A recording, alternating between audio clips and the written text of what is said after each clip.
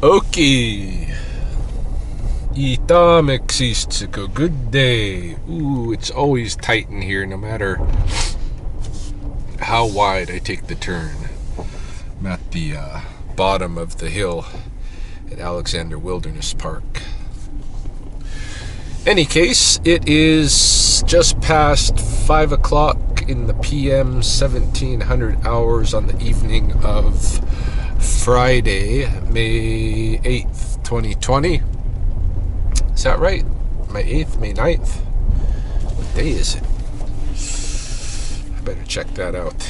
It might be May 9th. No, it's May 8th. All right.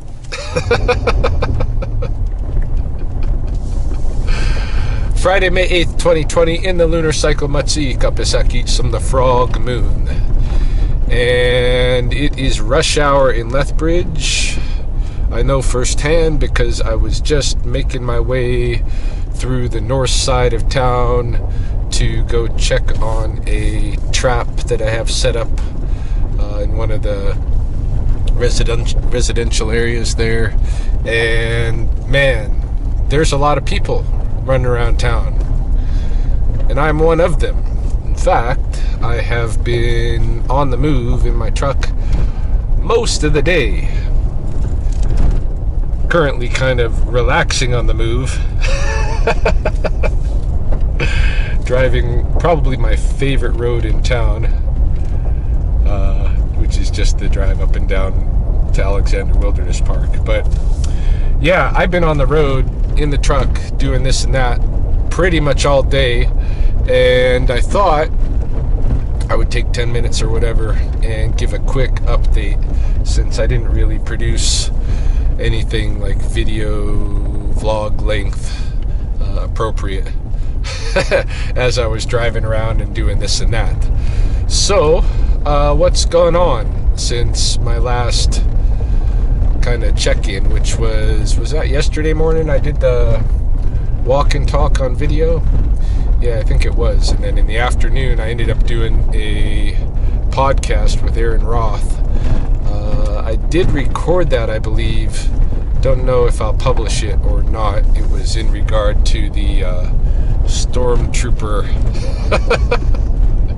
issue with the Lethbridge police here on May the 4th. Aaron wanted some of my comments on it, and I gave it to him.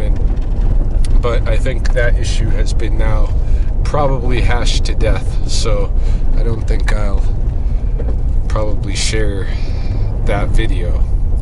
Any case, those of you who watched me walk and talk live at Spobikimi yesterday morning will know that I have an injured leg. And so one of the first things I had to take care of this morning was heading out to see a doctor, or at least my first inclination was to ask for a kind of telephone assessment, see if my doctor would look at a picture or something by email and give me some idea of what to do or what have you. Because my leg, now this is day 3 of my leg being quite inflamed from what it should be, from the calf down, and that's a running injury. If you missed my video from yesterday morning, I had taken a run on Sunday, and around going into the 5th kilometer somewhere, I felt a wicked muscle cramp in my left calf, so bad and debilitating that I knew I had to stop and go home. And I was hoping it was just a nutritional deficiency of some kind that I could feel real easily, but the pain stayed to some extent all day in the calf, and so I was concerned that it was an injury. Monday came around and didn't feel anything significant there, so I was like, maybe I got lucky. Tuesday came around and my energy was high and my legs felt great, and they were saying, let's go running. And so off I went, and I got maybe 2 houses down, 3 houses down the block, and that calf cramp thing came back again. really terrible, stopped me in my tracks. And I'm like, okay, I gotta go right back home. This is an injury, and I am not capable of running right now. So I went home, and I figured, okay, I'll just wait. It's gonna hurt for the rest of the day, but tomorrow, the next day, it'll be good. And I just got to give it some time to heal, do some physio and that kind of thing. So that's what I did.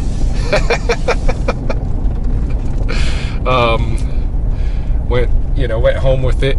But on Wednesday, not only did the pain not go away, but the inflammation started. And then yesterday, those who watched the video saw how swollen my leg was. It was very swollen yesterday, and today it's the same. So I promised Chelsea and I promised my friend Darren that I would look into that medically. Called the clinic thinking to get that kind of phone exam, and they said we're open for you to come in. So I got to go experience what it's like to go into a medical clinic in the current COVID era. And I gotta say, I think the COVID thing is driving me a little bit crazy. I'm going to talk about it somewhat, but I went to the clinic thinking, okay, I should wear a mask. So I put on my mask, but I tried to walk in with bare feet. And the doors are locked to the clinic. They have somebody waiting at the door to let people in and out and make sure you got an appointment and this and that you don't have COVID symptoms at all walking into their clinic, because they are not a clinic where COVID checks are taking place. Those are specified places, right? So in any case, I walk up to the door and am stopped and am told, why don't you have proper footwear on? And I say, I'm a barefooter. And she says, yeah, that's not hygienic for me to let you into the building. Do you have footwear in your vehicle? And I said, yeah, I do. I got some sandals I can go put on. Those are the things that I put on when I'm going to really have to go through some nasty shit, and I don't want my bare feet to touch it. But if you'd prefer me to wear that into the clinic, that's what I'll do. And she's, more or less, yeah, you have to wear shoes. So I went and got my sandals, went into the clinic, saw a new doctor. Well, not a new doctor, but a doctor who's new to me. My doctor, I guess, has closed his practice. They were just about to send out letters to all the clients, myself included, and I happen to need their services on right now. So they assigned me to a new doctor to see if him and I got along, and we did enough. He's a little bit older than me, and he looked at my leg. He got to get a little bit chuckly and stuff at my barefooting and all that, He's wondering what I'm doing, a little bit. But basically, he says I got a tear in my muscle, in my calf. And so he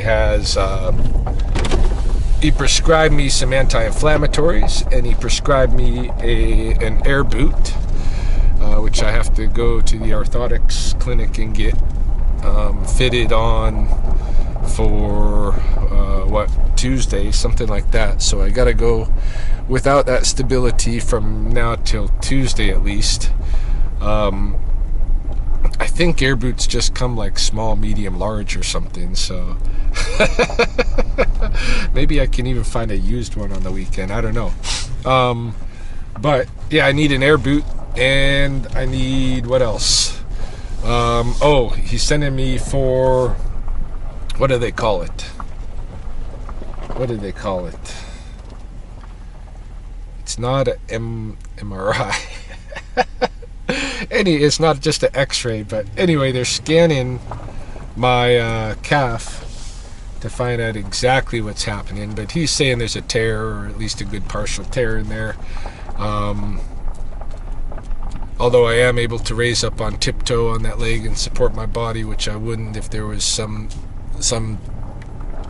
complete disasters in there.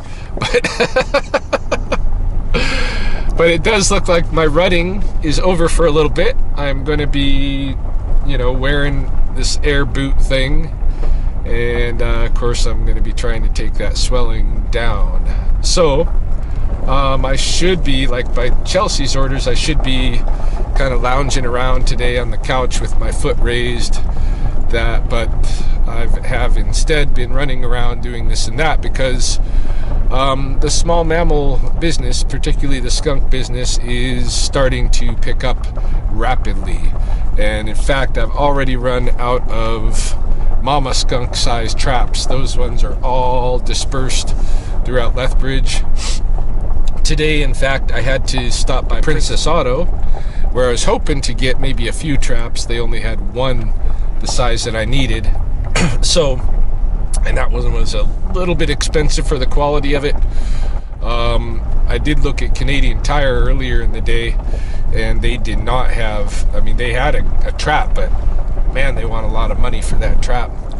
But I might have to turn to that because I'm going to need to get some extra traps. I don't know, I'm going to look on Amazon.ca tonight, but I need some extra traps pronto.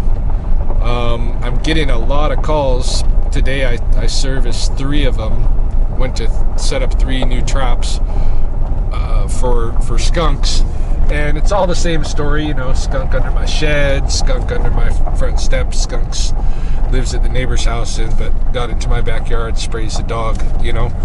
So lots of skunks out there. I think there's a lot of mama skunks out there.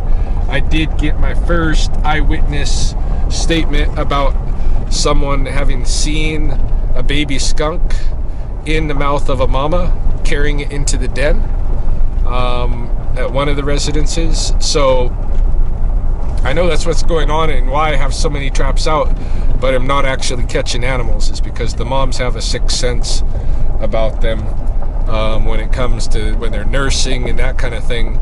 They just generally don't go in the traps very easily. I do catch some, but it's a really good thing. I try to explain this to customers and clients that those mama skunks don't go into traps until they're starting to kind of wean the babies. Because if they did go in the traps and say we left a nest full of, you know, somewhat mature, not quite weaned yet babies under a front step, that would get really stinky there. It's not going to be something the client wants under their front step. Better to live with the skunk for a couple of weeks, and then once she's done nursing, we, you know, catch the whole family and what have you. I don't know. I mean, but this is what's going on. So I got a lot of traps set out up there, and more to come. I've already got more orders coming in for tomorrow. So it is skunk time for me, and sooner or later those traps are going to be hitting, which means I'm going to spend a lot of my mornings with the kids loaded up in the truck, running around moving skunks. It's going to be interesting. So yeah, my business is picking up. Had to go to Princess Auto, grab that one trap, and then I had some other errands that I wanted to run. Setting the traps themselves, the traps for the day, but particularly I needed a lawnmower because our lawn is looking pretty shaggy compared to all of our neighbors. I'm getting embarrassed to where I know I need to do something about our spruce cone situation on the ground and get some lawn mowing going on. So I went to go look at Lowe's, and Lowe's had all kind of lawnmowers, all kind of them. There's just row, you know, well, not row after row, but there's just a long row of really fine lawnmowers, you know, electric, gas, what have you. But what I found and what I decided to purchase was the one that was the floor model, you know, old-fashioned style push mower. Buy it as is for $60, and you know, I remember we had one of these lawnmowers when I was growing up for a period before the electric lawnmowers came in. We never had did we have a gas lawnmower at the house ever? We might have for a little period, but I know that we had the push lawnmower for a while, and I know that thing was agony. It was terrible. But then again, I was a little kid. I'm a much bigger guy now. Maybe I can get along with a push mower. In any case, it served my pocketbook, well, because I really wasn't looking forward to spending the $300 to $400 you need for a decent lawnmower, and so I opted for the push. And at the very least, whatever, however painful experience it is to try to get by with the push lawnmower, I figure at least I can pretend like I'm like Clint Eastwood from Gran Torino as I undertake this push lawn mowing endeavor. Oh, look who we got here.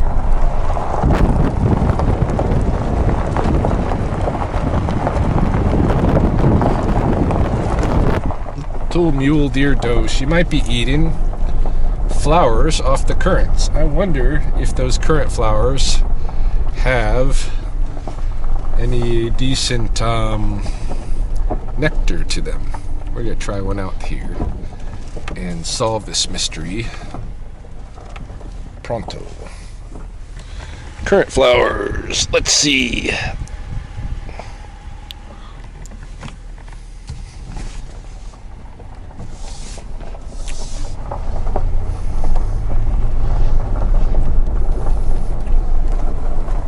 I see more deer down there doing the same.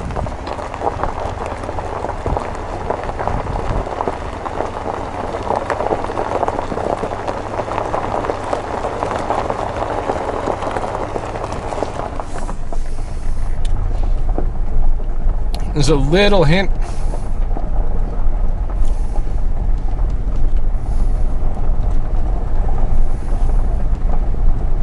I don't even think it's nectar. I think it's the plant's kind of part of its system for warding off predators. Because anyway, the flower didn't really have a taste until I started kind of chewing on it, and then I think the casing around the flower bud had some stuff in it that just a little slight tinge of flavor that I don't find very tasteful. I mean, up until I hit that flavor, I was thinking, all right, well, at least it has kind of a freshness to it. I can see why they like the freshness. But to me, past that, there's not anything, and no nectar to be had that I got any hint of. So, guess that one's for the deer. Anyway, what was I talking about? Oh yeah, the push lawnmower. I guess we're done with that. COVID. Maybe I'll talk a little bit about COVID. Is this COVID stuff making me go a little bit crazy? Or contributing a little bit more to my natural craziness? It could be. It might be. I kind of feel that way. I feel like, I don't know, when the whole thing first kind of burst on the scene, I wasn't really concerned about it. I mean, we went off to Costa Rica knowing that this thing was out there because it didn't feel like a real concern. And then it became a concern while we were gone. And the world started rapidly locking down. And the, Lethbridge that Chelsea and I came home to has been a totally different Lethbridge. But at this point, there's a push toward a reversion to the once normal. And, an idea that, a lot of shops should start opening in this guy, which I do think business has to get going. But I don't think it should be going back to as normal, and it more and more I find myself quite concerned that people are not taking relatively easy to take precautions, like when you're in a grocery store, wear a mask. I put something online about that on Facebook, and I got some interesting feedback, some very resistant feedback regarding the wear the mask at the grocery store thing. And I don't understand that, because and they're like, well, listen to what the experts are saying. As long as you're maintaining that 6-foot social distance. But I tell you, I visited a medical clinic today, and you aren't going in that medical clinic without a mask on. So what's that tell you? Whether or not you think you're sick, Well, definitely you're not going in there whether you think you're sick or not. But if you don't think you're sick, you can come there for other kinds of treatments like mine, injury. But you're coming with a mask. So what's that tell you, Why do the ground level workers in the medical clinic, why is it that they are going to take such precautions, but we could go ahead and walk without masks around in the grocery store? Same people that can visit the clinic can walk across the parking lot in some instances and go to the grocery store without a mask on. How does that make sense? And this is how this is kind of like what I mean. Feels like it's becoming a bit too much of an obsession with me, thinking about negotiating the social scene, the public scene here, and trying to stay safe from the COVID stuff. Even our Amazon warehouse here has now had a COVID outbreak. So that option of ordering through Amazon has been proven to be, that's no safer of an option than any other. So I don't know. Anyway, those of you who saw my video yesterday morning know that I talked about my friend who passed away. My friend Flora from Germany, who passed away. And she's been in the hospital for a few weeks now, and they haven't been able to explain what's going on with her, but they have said all along that she does not have COVID, and she's tested negative for it 3 times. But her lungs shut down, and then her internal organs shut down, what have you, and they weren't able to explain it, and they kind of just intubated her and put her, she had some blood transfusions, and she was intubated, and then she was put on artificial coma, and then she was then her family decided after 4 or 5 days that it's time to let her go. And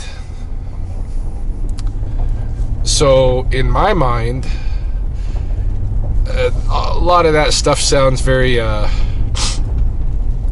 similar to what happens to COVID patients. And I started developing kind of a sense that even though maybe she's testing negative for COVID, maybe they don't know everything about COVID yet.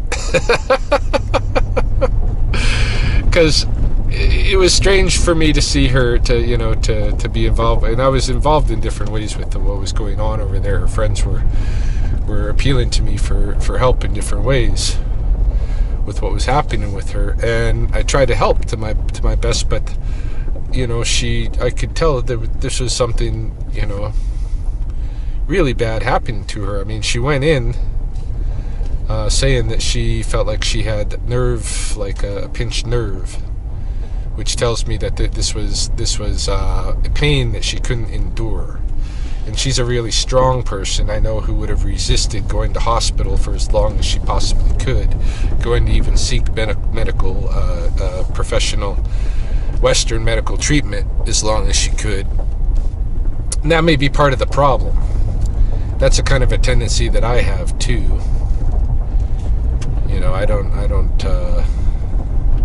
go look for medical opinion at the first sign of an issue. I try to sort it out myself first, and if it come to something like that, where the pain was not, I could not endure it, would I go end up, But anyway, yeah, I felt like it's too synchronous, it's too strange to me, even though she tested negative, even though like her friends have now come at me from Germany and said, no, she has some pre-existing medical issues that you've never been aware of. And I even got accused by one of them of using Flora and her death to try to instill fear in people over the COVID stuff. And this is what kind of has me concerned, because that's not really my style. I'm not one to promote fear. In fact, quite the opposite. I'm a risk taker to a certain extent. I'm a rattlesnake wrangler. And, some people, like, you saw maybe some of the negative feedback I got over the Costa Rica debacle. When I decided to go there, before really the whole, COVID thing seriously erupted, but it was still like, we knew the COVID thing was out there, but it was just like, oh, I guess we can't go to Vietnam. Where else can we go? Well, let's go to Costa Rica. That makes sense, But, like I say, things changed while we were there. And because of that change happening here,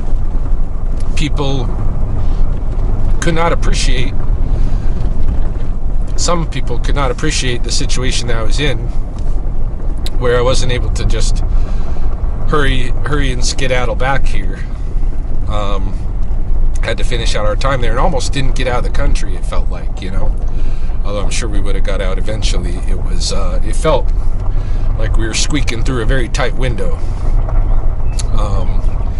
even though there has not been a break, really. I mean, there's been a serious reduction in air travel, but there's still airplanes moving, right, everywhere. So, wasn't that tight. Any case, I'm just trying to say that, like, I'm not one to promote fear, but it appears in this case maybe I have, maybe her friends are right, and this has nothing to do with COVID, and I've been making it this COVID thing in my mind, which, could very well be the case. And that, to me, sends out, blinking lights of warning, hazard. Your thinking has been corrupted by, the cultural discourse around what's happening. And I have become, overly so concerned with it that I'm now projecting, Okay, here's an here's an example of how goofy I think my mind has become with the COVID.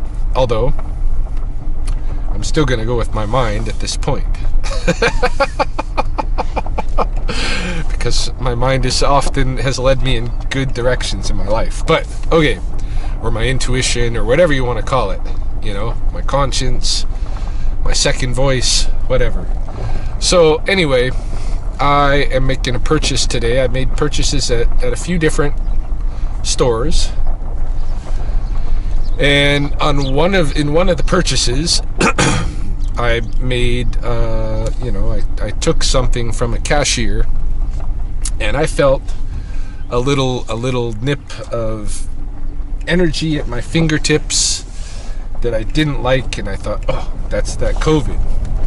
And so I'd taken that. It was some change I grabbed from the cashier, and I'd taken it, but I did not touch anything else. I just held that in my hand and walked from the register to my vehicle without touching anything, without putting the change anywhere, what have you. And I alcoholed the heck out of my hand and that change and everything. just because, and now I don't do that every time I grab change, but on this particular time, my mind told me, oh, it was like, my paranoia perhaps told me, this one has the COVID. But maybe it did, you know. How do I know? So what does it hurt to alcohol swab it, you know? But yeah, that's how much it's like playing in my mind in the everyday context. You know, it's weird. So I don't know. I just thought it'd been a while since I did kind of an update on the status of what's going on in direct relation to COVID.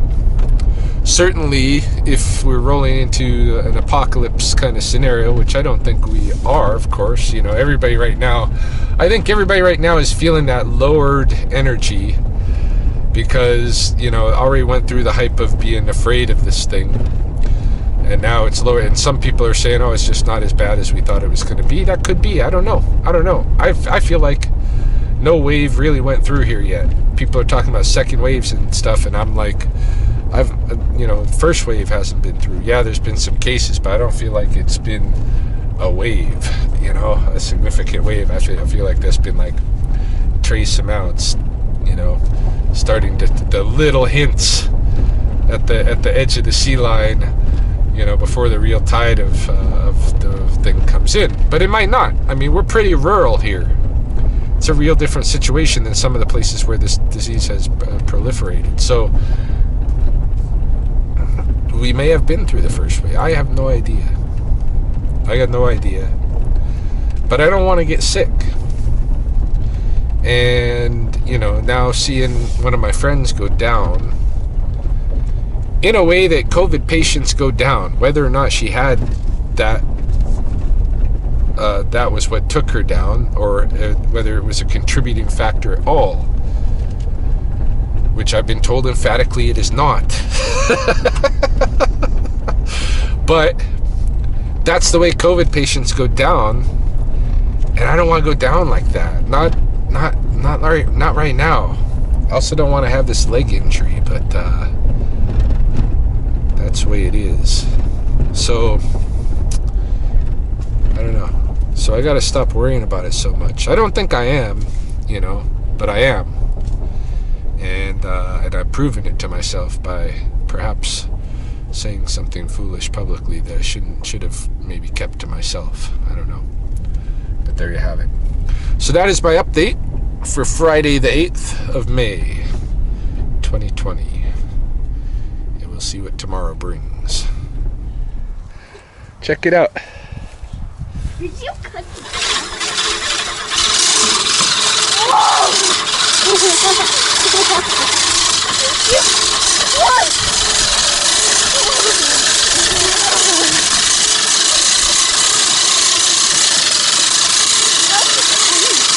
Woohoo! I'm not try. Wait.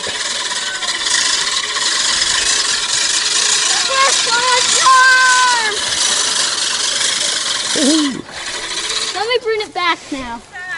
Now. You'll have a turn. Now. Go.